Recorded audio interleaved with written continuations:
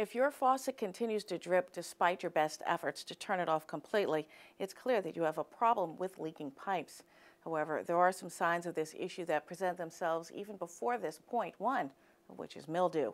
Mildew flourishes in moist, dark places. Your pipes, which run inside your walls and carry water, can be just such an environment. If there is a leak internally, you might start to notice mildew appearing on non-shower walls, a clear sign that something is amiss. If mildew becomes a problem, it's time to contact a professional. If ignored, it can increase over time and eventually cause major damage to your home. At the first sign of the issue, contact a qualified plumber to examine what can be done to mitigate it. Thanks for watching.